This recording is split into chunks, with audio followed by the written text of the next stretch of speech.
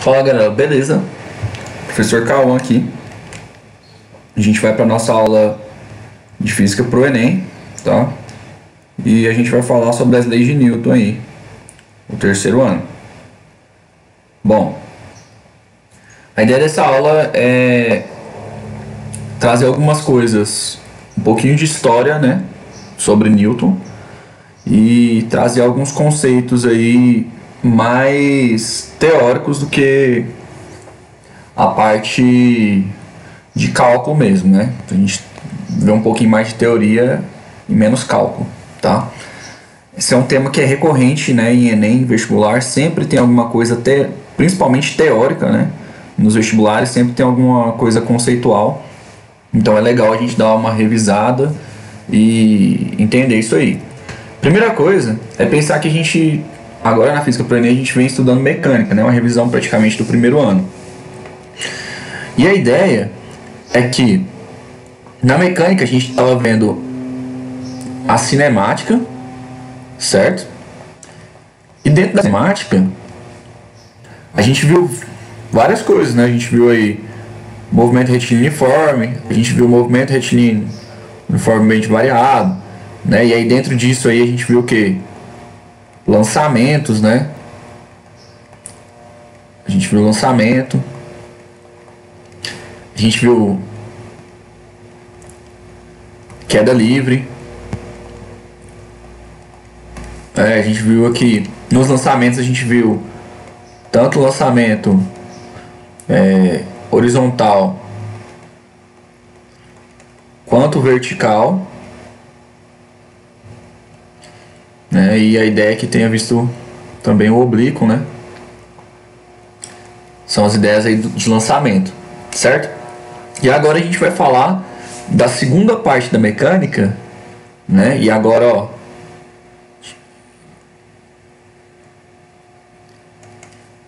que a gente chama de dinâmica, tá? Claro que a mecânica não precisa necessariamente ser dividida. A gente tem estática, né, que vai tratar da parte dos fluidos. A gente tem hidrodinâmica. A gente tem a parte somente de estática, né, dos corpos dentro da... Pode falar de estática.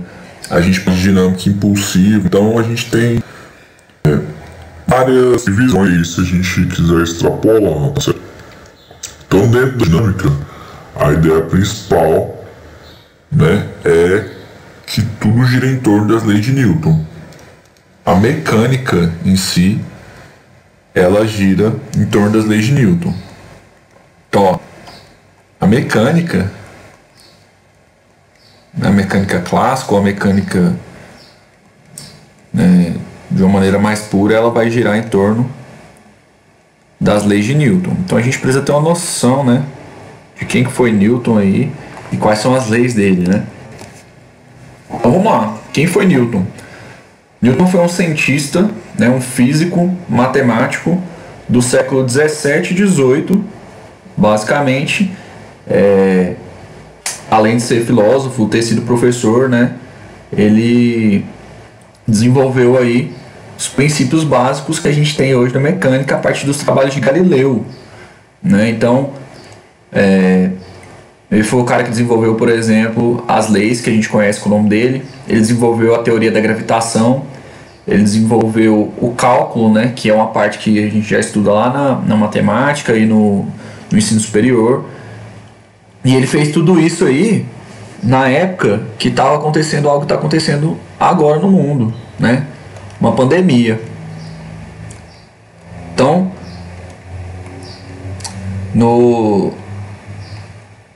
desde os anos 1300, do século 14 aí, até o século 18 mais ou menos, a Europa ela passou por uma pandemia que a gente conhece como peste negra, né? A gente sempre ouve falar aí da peste negra,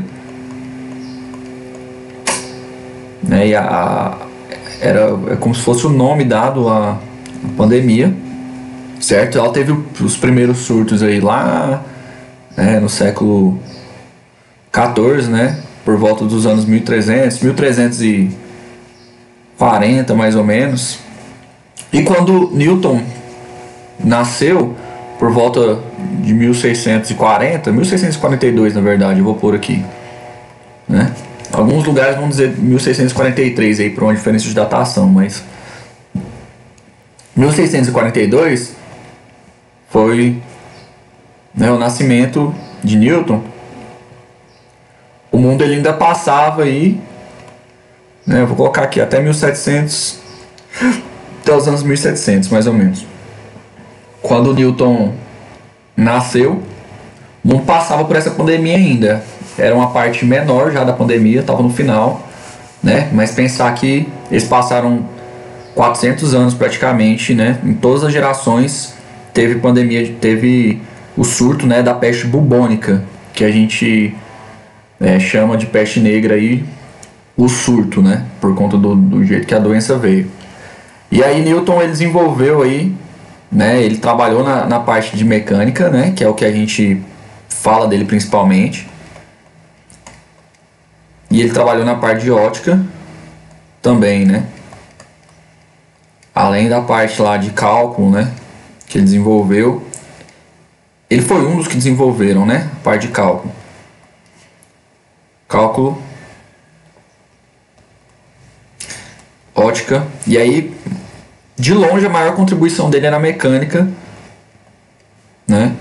Com as 3 leis. Mais a teoria da gravitação aí, tá?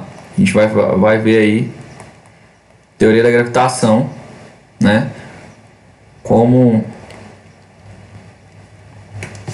a ideia dele é como a Terra ela estava relacionada aos outros astros, né?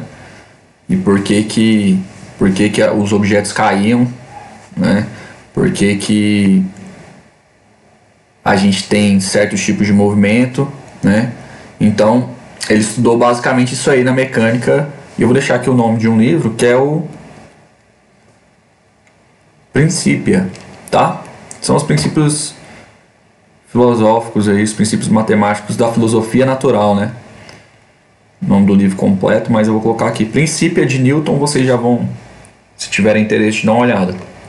E foi nesse livro que ele falou das 3 leis dele. E a gente vai discutir um pouquinho aqui, né, sobre a lei da inércia, o princípio da dinâmica e a lei da ação e reação. Então eu tentei pegar uma tradução do que ele escreveu e a gente trazer para uma linguagem do nosso cotidiano, né?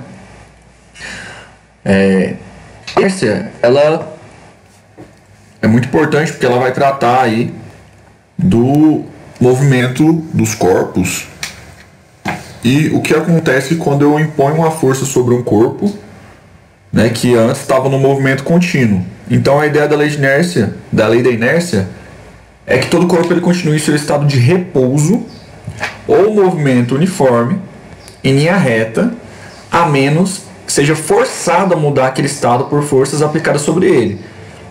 Então, se a gente quiser traduzir para algo matemático e para alguma linguagem mais nova, o que é repouso? Primeira coisa, o repouso, o corpo está parado em relação a algum referencial, né? A gente viu o referencial, né? E aí ele está parado, ou seja, velocidade igual a 0, mas isso é em relação a quem? Em relação a algum referencial, a gente tem que pensar isso, tá? E aí ele falou movimento uniforme em linha reta, então quer dizer que um corpo, ele não precisa ter uma força para estar em movimento retilíneo uniforme? Não. Newton conseguiu formular a lei da inércia de tal maneira que ele explicasse para a gente que os corpos eles podem permanecer em movimento retilíneo uniforme, né? O que quer dizer isso? Velocidade é constante. Bom, se a velocidade é constante, alguma coisa aí que a gente vai chamar de aceleração tem que ser 0. Então, repouso, velocidade 0, movimento retilíneo uniforme, aceleração 0. Então essas são as 2 condições para a lei da inércia. Quer dizer, um corpo ele vai permanecer ou em repouso ou em movimento retilíneo uniforme, a não ser que eu aplique uma força nele, né? Ou, né, a gente pode pensar que as forças aplicadas sobre ele, né? Por exemplo, posso falar que a força resultante é uma força 1 mais uma força 2, né? De forma que eu vou lembrar aqui que a força é um vetorzinho. Quando eu somar todas essas forças, vai dar 0, certo? Nossa, eu estou somando e vai dar 0? Sim, uma soma vetorial, né? A gente já viu alguma coisinha sobre vetores aí. Tá, e qual que é o exemplo que a gente poderia pensar? Nós mesmos. Onde vocês estiverem vendo esse vídeo agora, vocês estão parados, né? Ou vocês estão sentados no sofá, ou na cama, né? E aí o que acontece? Ó, a gente permanece no chão, permanece? Certo? Ah, mas eu só sei de uma força que está agindo sobre mim. Qual que é a força? A força que faz com que a gente permaneça parado, né? Que a gente não saia voando pela Terra, por exemplo. É a força gravitacional, né? Então eu vou colocar aqui aceleração gravitacional G. E o que age aqui sobre o corpo é a força gravitacional, né? Ou a força peso, em alguns lugares vocês vão ver. Porém, né, ele está falando aqui, ó, se eu tiver só uma força sendo aplicada, eu preciso de uma força para que essa soma dê 0, para que a gente permaneça ou em repouso ou em movimento uniforme em linha reta.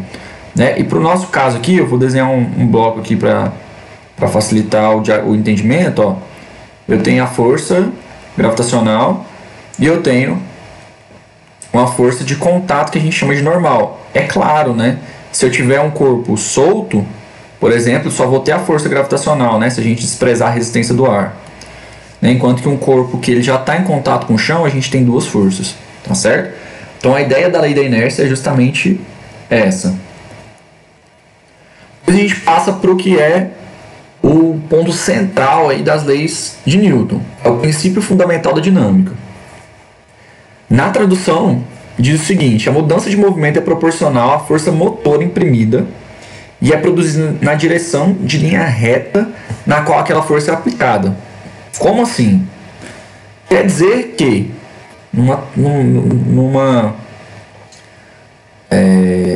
a gente colocando em outras palavras, a gente pode dizer que o seguinte: a aceleração ela é proporcional a aceleração que um corpo obtém é proporcional à força que é imprimida sobre ele, certo? Então, se a gente puder resumir aí, ó, a mudança de movimento, quer dizer, ó, se eu tinha velocidade constante, por exemplo, certo? A gente falou lá, ele está em movimento retilíneo uniforme. Aí o que aconteceu?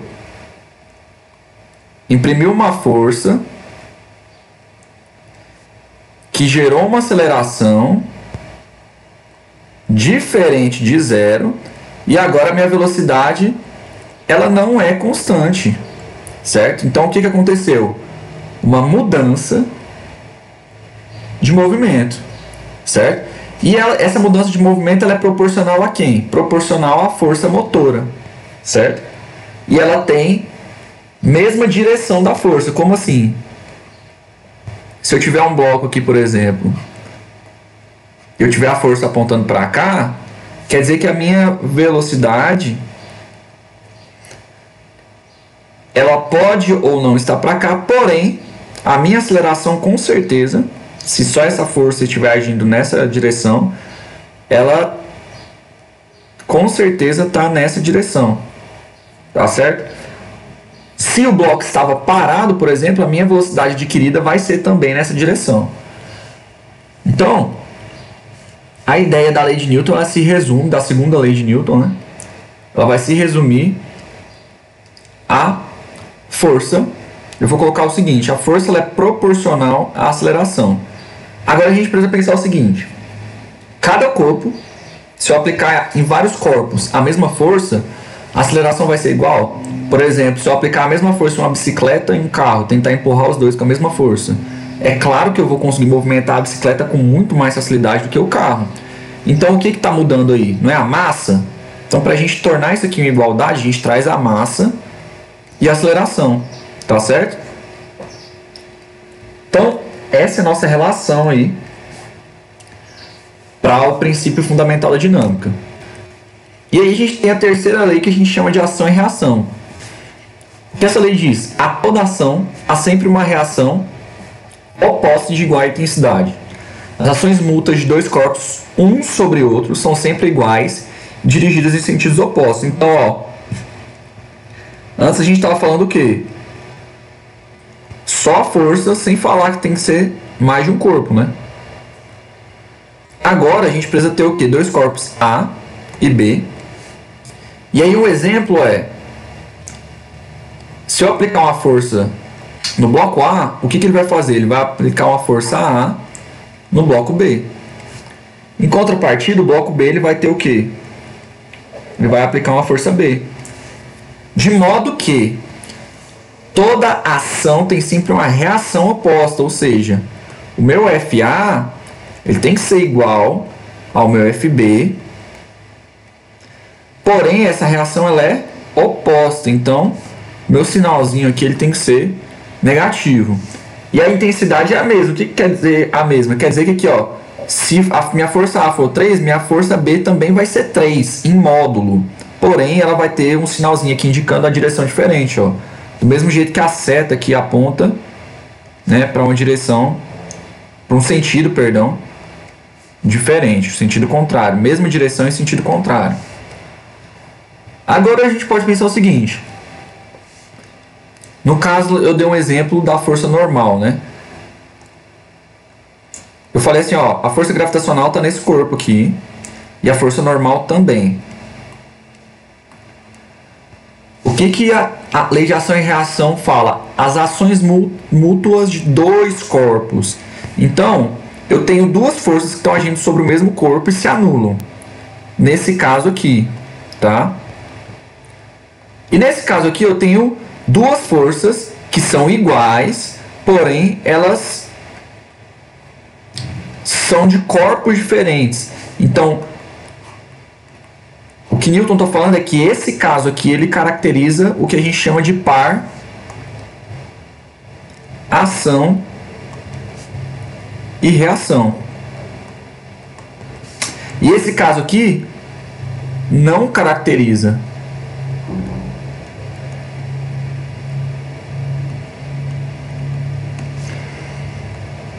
Para ação e reação. Ah, então caracteriza o quê? Caracteriza a inércia. Tá certo? Caracteriza a inércia se esse corpo ele estiver parado, por exemplo, ou a gente pode dizer que ele tem inércia no eixo. Se a gente determinar dois eixos aqui, x e y, né? A gente pode dizer que ele tem inércia somente em um eixo, ele só está se movimentando no outro eixo, tá? Então a gente pode dizer que a soma das forças é zero em um eixo só.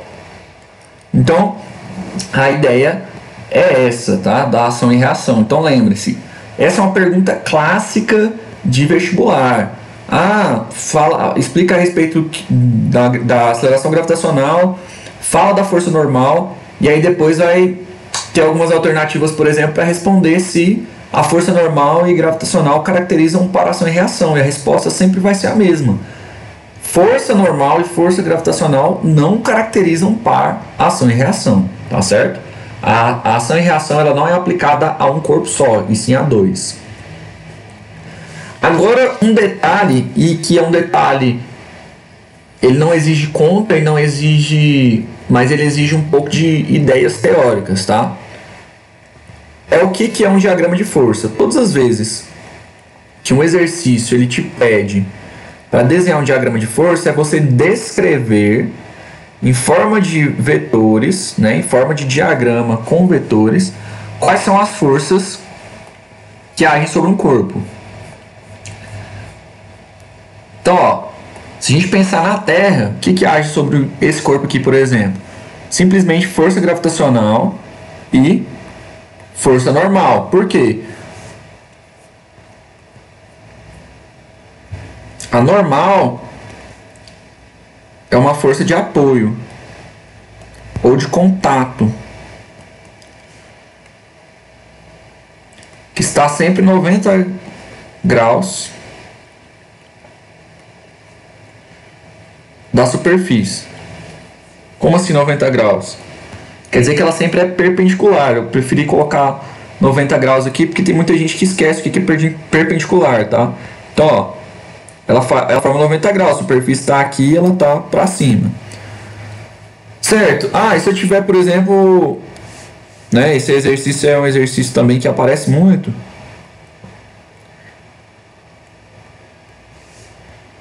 Se eu tiver aqui uma pessoa